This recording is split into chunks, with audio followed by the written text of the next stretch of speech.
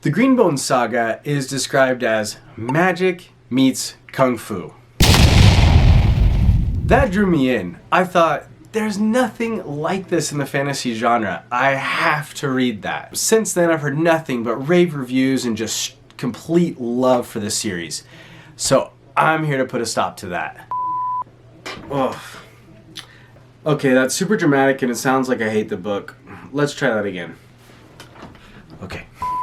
Don't get me wrong, I loved the Green Bone Saga, but I do feel like the hype is misleading. And so today we're gonna correct that. Magic meets kung fu. That's the issue. When I hear that, I think of something with the ancient vibes of the animated Mulan, or the animated Avatar, or even something more like Ip Man that's more kung fu than almost anything else. The Green Bone Saga really isn't either one of those motifs. First off, the Green Bone Saga doesn't take place in an ancient time period. It's a modern epic fantasy, meaning that it takes place in a modern time period. And as kung fu goes, sure, there's kung fu, there's fighting.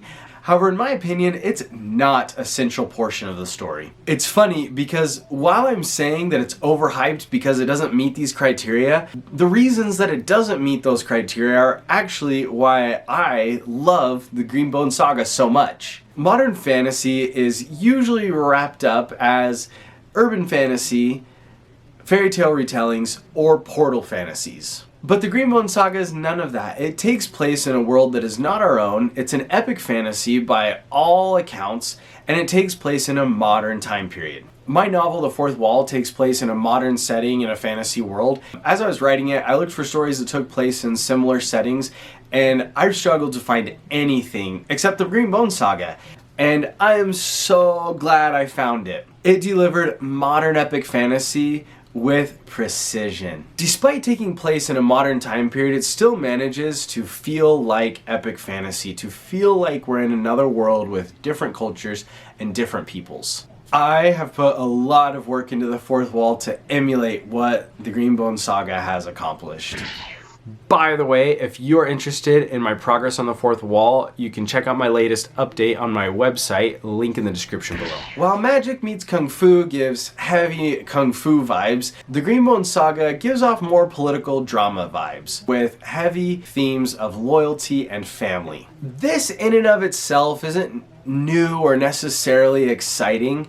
However, if you take into account that it's taking place in a modern setting, it kind of changes the game. So many fantasies take place in one kingdom or within a few kingdoms and deal with very local politics. However, the Green Bone Saga, because it takes place in a modern time period, has airlines, commercial airlines, which means the conflict is global, which is so rare in epic fantasy despite the fact that often the conflicts are like world-ending. The characters must deal with complicated and delicate political moves instead of armies at their wall and chosen ones and holy grails. And to top it all off, it's a trilogy with a very strong middle book. You don't see that every dynasty. I am on the lookout for modern epic fantasy. Let me know in the comments your favorite modern fantasies. And subscribe and I will let you know when I find another good one. Or just another one.